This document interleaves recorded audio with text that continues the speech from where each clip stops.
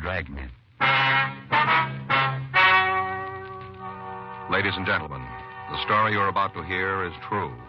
The names have been changed to protect the innocent.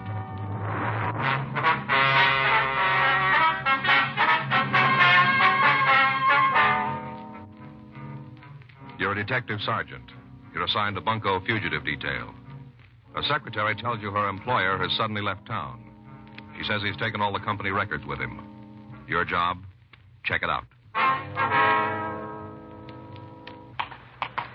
It was Monday, May 18th. It was cloudy in Los Angeles. We were working the day watch out of Bunko Fugitive Detail. My partner's Frank Smith. The boss is Captain Didion. My name's Friday. We were on our way back from lunch, and it was 1:46 p.m. when we got to room 38. Bunko Fugitive. Sergeant Friday? That's right. They told me to see you. Yes, ma'am. It's my partner, Frank Smith. How do you do? Good afternoon. My name's Gibbons. Clara Gibbons. Would you like to sit down there? Thank you. All right. Well? Yes, ma'am. It isn't anything when you put your finger on it. At least, it isn't anything I'm sure of. Mm-hmm. Wasn't even my idea. Coming to the police. Mama said my mother advised me to discuss this matter with you. I see. She's always claimed there was something funny about my job. She says this just goes to prove it. I'm sure she's mistaken. Sure Mr. Orlean wouldn't do anything wrong. Mr. Orlean? Oh, he's my boss, my employer, Henry Orlean. Mm-hmm. The thing is, he's disappeared. Yeah. All of a sudden. And when did you see him last? Friday. Friday evening when I left the office, 5 p.m. Have you checked with his home? I don't know where he lives. He never told me. I see. He's never gone out of town before. Not since I started working for him. Well, how long has that been? 7 months. 7 months on the 3rd. What kind of business is he in? Uranium. Uranium stocks. Mm-hmm. Multiple Uranium Investments Incorporated. That's the name of his company. I see. Well, don't the other employees have any idea where he went? There aren't any other employees. I'm the only one. Oh, I see. Have you talked to missing persons? No, I haven't. You see, Mama doesn't think he's missing. She says he skipped out, that he's a crook. Does your mother know this, Mr. Orlean? Only what I've told her about him. They've never met. She's been suspicious from the very beginning, though. Afraid I don't follow you. Well, it's kind of hard to explain. How's that? You see, the thing is, Mama just can't understand why he ever hired me. The employment office sent me to see him, along with 7 or 8 other secretaries. Mr. Orlean picked me out from all the rest. Was there something strange in that? Well, the truth is, I'm not much of a stenographer. Not a real good one, that is. I get kind of nervous whenever I have to take dictation, and my typing's just fair, too. I could do real clean copy if they'd just let me take my time, but they never do. Is that right? Except for Mr. Orlean. He doesn't rush me or get me all upset. It's the first time I've ever been able to hang on to a job.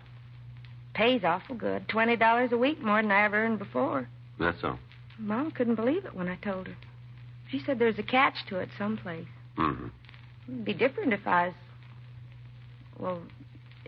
wasn't plain. 2 or 3 of the other girls who tried out for Mr. Orlean, they were very attractive, and they all had nice clothes. Mm-hmm. Mama sure was surprised when I told her he'd picked me. There's a catch to it somewhere. That's how she put it. He's up to something, and he wants a secretary who's not too bright. Well, I'm afraid we're going to need more than that to start an investigation, Miss Gibbons. Yes, sir. I see. Well, thank you very much. Just a minute. Does he owe you any back wages? Oh, no. No, I'm paid up a month in advance. Mm-hmm. That was another thing that seemed funny.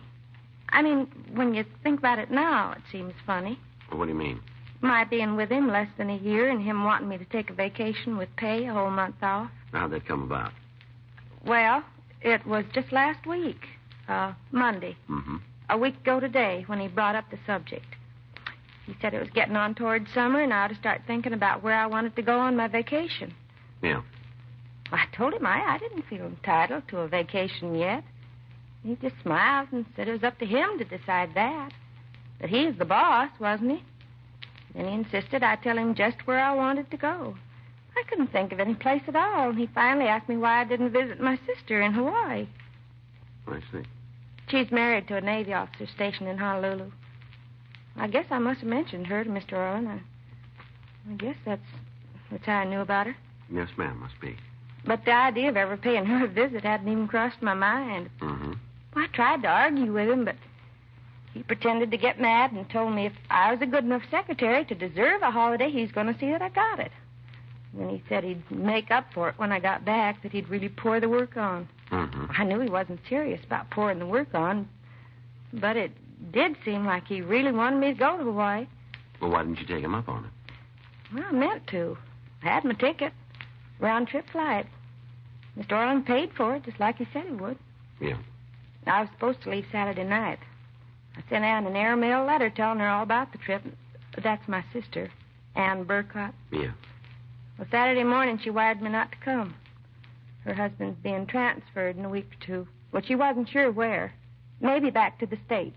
I see. Oh, I suppose I could have made the trip anyway, but it wouldn't be any fun going someplace where I didn't know anybody. I don't make friends very easy.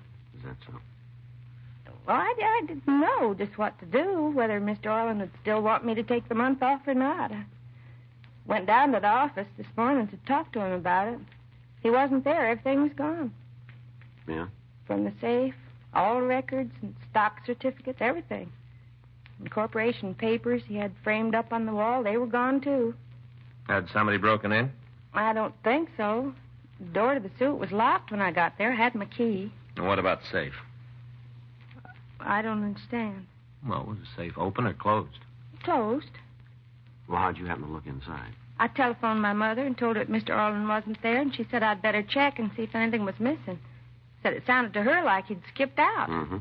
After I looked in the safe, she told me to get in touch with the police. Well, now, just exactly what sort of business was this uranium company? Mr. Orland invested in various uranium stocks. For other people? Yes, that's right. Which bank did he use? Western National. The account's in the main branch. I'll give him a call, Jim. Yeah, okay. Well, there just wouldn't be any reason for him to run away, would there? Well, it's pretty hard to tell yet. I mean, he was doing a real good business. Well, that might be a reason. Oh? Do you know the names of his customers? Well, the people who invested in Mr. Orland? That's right. Mm-hmm. Well, I guess I could remember some of them. The books are gone, though. I wouldn't be able to recall them all. I see. The old customers, the ones who've been with us for several months, I'd remember them. Uh-huh. Was the business new when you started to work with it? Yes, sir, brand new. Did you find out anything? Yeah. Orlean closed out the multiple uranium bank account last Friday evening, a little before 6. 6? Yeah. Banks stay open late on Fridays, Oh, Joe. yeah, I forgot. How much did he withdraw? Just under 100,000. A lot of money. Yeah. I guess Mama was right about him. It's starting to look that way. I should have known. From the beginning, I should have known. What? She's always right.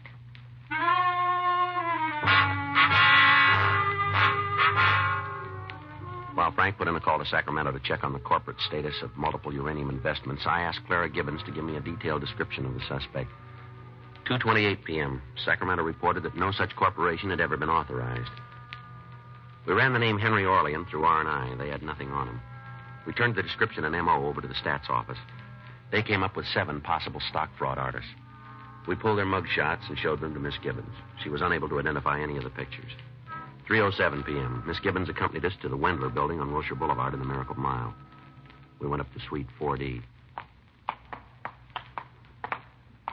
Just a second till I find my key. Yes, ma'am. Here it is. This is the outer office where I work. Mm-hmm. That's his office in there? Yes, sir. Well, that's real fancy. Have you talked to the building manager today? No, sir. Is he around, do you know? Well, there isn't any manager. Not exactly. The owner has an office down the hall. Oh.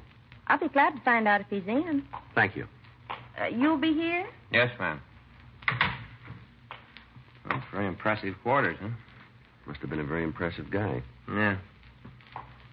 Look at that, Joe. Wonder what he had up there. Hmm? Up on the wall. See that spot? Looks like there used to be a picture or something. Well, those incorporation papers, maybe, huh? Phonies? I don't know. As far as the state of California is concerned, they're phony. Mm-hmm. This is Mr. Wendler. Mr. Wendler, this is Sergeant Friday. How are you? I do. And this is...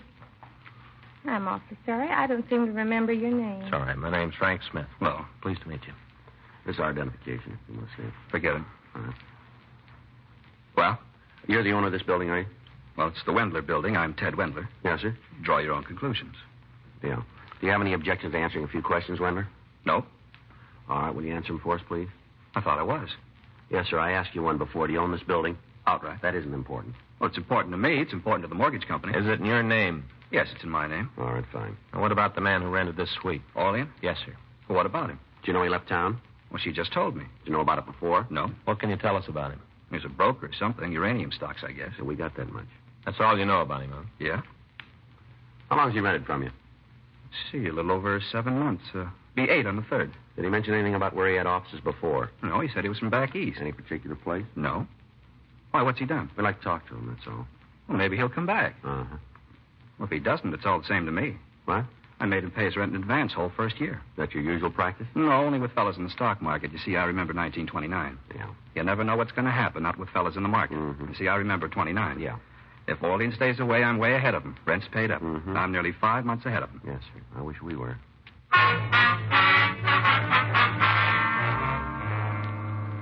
Ted Wendler confirmed Miss Gibbons' description of the suspect and insisted he could tell us nothing further about the man. While a crew from the crime lab went over the offices, we again questioned Clara Gibbons. She gave us the names and addresses of some of the people who had invested money with Orlean. 4:48 p.m., the crime lab reported that they'd been unable to discover any useful fingerprints in the suite. The only physical evidence they had uncovered was a copy of a prospectus which purported to list various securities owned by multiple uranium investments. It had fallen behind a filing cabinet.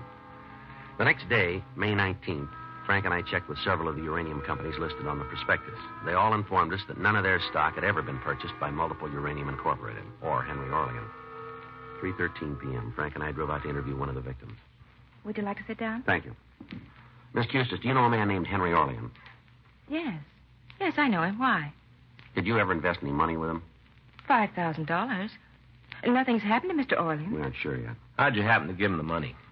Well, it was some insurance my husband left me. Yes, ma'am. I'd kept it in savings. Didn't bring in much interest. When I heard about Mr. Orlean's company... Where'd you hear about it? Do you remember? At the hospital. Ma'am? St. Agnes Children's Hospital. Oh? I spend a day a week there helping out in the charity ward. I see. I'm on some of the committees, too. You know, fundraising, things like that. Yes, ma'am. Oh, I'm not one of the big people behind the work, but somebody has to get out and dig for the little donations, too. Yes, ma'am, they do. And I have quite a bit of free time now. Do you remember who it was that first mentioned Mr. Orlean to you? I think it was Mrs. Lorrington. Lorrington? Yes, Mrs. Arthur Lorrington. You must have heard of her. She does so much charity work around town. She's very prominent socially. Yes, ma'am. Just what did she say about Mr. Orlean's company? Well, she wasn't talking to me exactly. One afternoon, when she was showing some people the plans for the new clinic, Mm-hmm. I guess she was asking them for some contributions. That's how it sounded. And one of the ladies said it all depended on how well her husband's stocks did during the next quarter. I see. And Mrs. Lorrington laughed and told her her husband ought to be in multiple uranium, but he wouldn't have anything to worry about. Go on. Well, that was all I heard.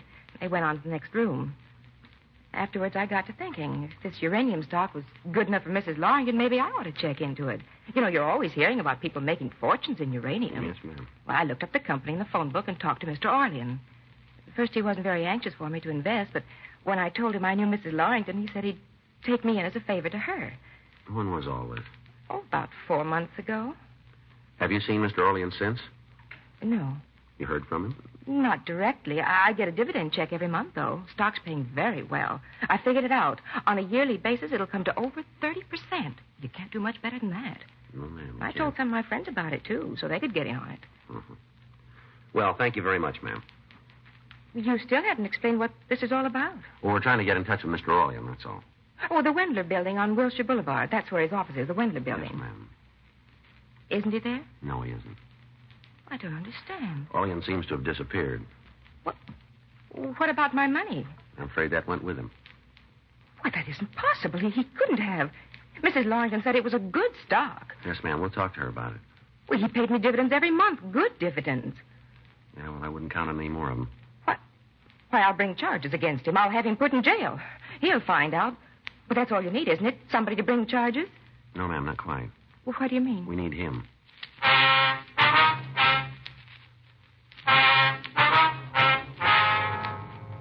Frank and I left Mrs. Custis and drove out to interview another victim, Mrs. J.T. Pressing on Highland Avenue. She told us that she had invested $8,000 in multiple uranium. She also told us that she had first heard about the stock through a friend who was on the fundraising committee for St. Agnes Hospital.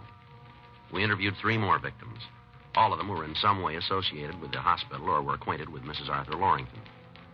8:45 p.m., we drove up to the Lorington estate in Bel Air. A maid showed us into the library and said that Mrs. Lorington would see us in a few minutes. Hey, Joe. Yeah. That's her. Hmm? Up there on the wall, that painting, that's Mrs. Lorington. Yeah. Saw it in the Sunday paper once. Society page. Mm-hmm. Real honest to gosh, artist did it. You don't say. Mm-hmm. Probably flatters her a lot. Maybe. Oh, it's bound to. What makes you think so? Well, it stands to reason, Joe. If all a person wants is a good likeness, a photographer ought to do the trick. Yeah. Artists know that, too. They do. Mm-hmm. Figures they want something else. Want to look better, so he flatters them.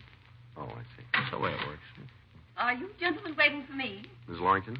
That's right. We're police officers. This is Frank Smith. My name's Friday. Well, I'm sure it's my husband you want to talk to. Unfortunately, he's in San Francisco on a business No, trip. ma'am. We'd like to talk to you if you don't mind. You know a man named Henry Orlean? Orlean? That's it, yeah. The name sounds familiar, but I meet so many people, it's hard to be certain. Have you ever heard of a stock called Multiple Uranium Incorporated? Oh, yes, of course. Well, I didn't associate the two for a moment. That's Mr. Orlean's company, isn't it? Yes, ma'am. Do you have any money invested in that stock? No, not me personally, but I can vouch for the company if that's what you want to know. Mm-hmm. You see, I'm on the fundraising committee for St. Agnes Hospital. Matter of fact, I'm the chairman. Yes, ma'am, we know. And we do own some of Mr. Orlean's stock. The hospital, that is. But tell us, how'd you happen to buy it? Oh, we didn't. It was a donation. Would you mind telling us from who? Oh, no, not a bit. Mr. Orlean himself. I see. When did he give it to you? Last year, September. Yes, it was September. Charity Bazaar. I don't recall the exact date, but I can find out for you. Well, September's close enough. Just what was this bazaar? A party here at my home. We opened the grounds to the general public. A garden party and auction combined. An auction. Some of the motion picture people donated the items we sold, and all the money went to the hospital. Mm-hmm. We raised over $25,000, not counting what Mr. Orlean gave us. Mm-hmm. That's the stock donation. That's right. He congratulated me on the bazaar. He seemed to be very interested in charity work. I said we would certainly use his help, and he offered to do whatever he could. Go ahead, please. He said that unfortunately he couldn't give us cash at the moment. He mumbled something about a tax problem. I'm not really too clear about those things. Everyone seems to be having tax problems nowadays. Mm-hmm. So instead of an outright gift, he offered us a block of stock in his company. I see. Now, just how much stock was involved? 500 shares, I think. Yes, something like that. At any rate, he said the market value of what he was giving us would be in the neighborhood of $10,000. Did he tell you anything else about it? He didn't go into the details of his corporation, and I certainly didn't question him. You don't look a gift horse in the mouth. Yes, ma'am. All I recall, he said his company owned shares in other uranium companies so that the money was well diversified. Now, was that all? Yes, I believe so. Except that he made one request. What was it? He asked me not to sell the stock for at least a year. Did he give you a reason? Oh, yes. He said that within a year's time it would double in market value. And in the meantime, the hospital would be receiving excellent dividends. I see. As a matter of fact, the dividends have been remarkable. Mm-hmm. Something like $500 a month, I believe our treasurer told me. Mr. Orlean must be a very shrewd investor. Did you ever discuss this uranium stock with any of your friends, Mrs. Lorington? Why, yes, once or twice. One of our committee meetings, when we were going over the books, we were surprised at the return it was paying us. We all talked about it then. I suppose I may have mentioned it since. Mm-hmm. Just in conversation. Yes, ma'am. Is Mr. Orlean upset that I told other people about his company? I didn't know he wanted it kept secret. No, he wanted you to tell him. Well, then, Several people that you discussed multiple uranium with invested in the company as a result. it's a perfectly sound investment. No, ma'am. What? Orlean has disappeared, and so has their money. I'm sure you're mistaken. The stock he sold him was phony. So was the stock he gave your hospital fund. It couldn't be. Look at the dividends it paid. It was just good advertising. You mean he used the hospital? He used me? I'm afraid so. I just don't know what to say. I've never been involved in a situation like this before. Yes, ma'am. It's terribly distressing. Well, I know it's not my fault, but I can't help thinking I should have been more careful, more discreet. Well, I'm sorry. I'm afraid you'll have to excuse me. I don't feel like talking anymore. I'm very upset. We understand. Anita will show you out. We'll find a way. Let's go. Oh. I was just looking at that painting up there again. You know, I was right, Joe. Hmm? Flatters her.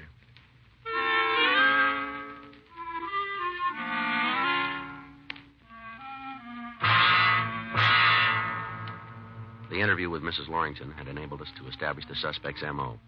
Additional bulletins were sent out alerting all police departments, charity organizations, and fundraising committees. During the rest of the week, we interviewed other victims of the stock swindle. None of them could furnish any additional information about the whereabouts of the man who called himself Henry Orlean. 3 weeks later, on June 9th, we received a report from the Chicago Police Department. They informed us that a man answering Orlean's description had worked an oil stock swindle in that city during the previous year. He had then used the name of Roger Norgett. They also told us that this Norgett was suspected of an earlier stock swindle in Kansas City. Neither the Chicago nor Kansas City police had a positive identification of the suspect, but in both cities, the M.O. had been the same. The suspect had donated a block of phony stock to a charitable organization, had paid very high dividends on the donated shares, and then had been able to acquire investments from private persons. Wednesday, June 11th, 3:17 p.m. Frank and I were in the office. Sergeant Friday? Yes, ma'am. You remember me? Clara Gibbons. I used to work for Yes, Mr. ma'am. Orlean. How are you? What can we do for you? Mama just found him. Hmm? Mama just found him, Mr. Orlean. Where? Over on Hill Street. She was just walking along and she saw him. Is she sure it's him? Positive. Please hurry. Just a minute, Miss Gibbons. Yeah, what is it? Didn't you tell us your mother had never seen this man? Well, she's seen him now. He was walking down Hill Well, how Street. does she know it's him if she never saw him before? I told her what he looked like dozens of times, all about him. I see. For heaven's sake, you don't have to see a person to know what he looks like. Mama would recognize Mr. Orlean anywhere. She said so half a dozen times. She can describe him better than I can. Oh. My mother's very intelligent, Sergeant. She's not like me. Now, please don't stand here and argue about it, or he'll get away. Well, just where is he? The Norridge Hotel, corner of Hill and Halldale. I thought your mother saw him on the street. Well, she followed him into the hotel. She didn't want to lose him. He went upstairs, and she telephoned me from the lobby. She said she'd wait there to make sure he didn't leave. Oh, I see. She told me to bring you as soon as I could. It's nearly half an hour since she called me. We haven't got much All right, time. Miss Gibbons. All right, we'll check on it right away. You're going to arrest him, aren't you? If it's the right man. Well, of course it's the right man. Mm-hmm. Excuse me a minute. Do you have to answer it now? Bunko Fugitive Friday. Yeah, that's right. I see. Fine. Okay. We'll forward our warrant to you. Will you send us a notification by telegram? Thank you. We sure are. Many thanks. Salt Lake City Police Department. Yeah? Picked up Orlean this morning. Tabbed him from our circular. They sure it's him? Gave him a full confession. Admitted to KC and Chicago deals, too. But it couldn't be Mr. Orlean. He's at the Norridge Hotel. Well, Miss Gibbons, I'm afraid your mother was mistaken. I've never known Mama to make a mistake. Well, we all make them. Well, she's waiting for us at the hotel. What'll I tell her? Well, let's see. I guess there's only one thing. What's that? Tell her not to wait.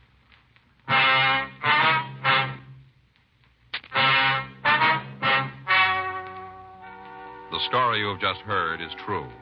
The names were changed to protect the innocent.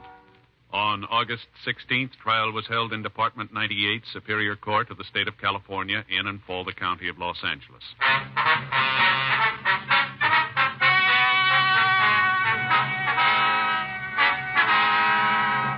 Francis Caxton Wheatley, alias Henry Orlean, alias Roger Norgett, was tried and convicted of grand theft, 7 counts, and received sentence as prescribed by law.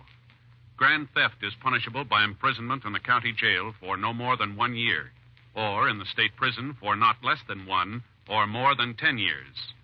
Holds were placed on the suspect by the states of Illinois and Missouri at the termination of his sentence in San Quentin.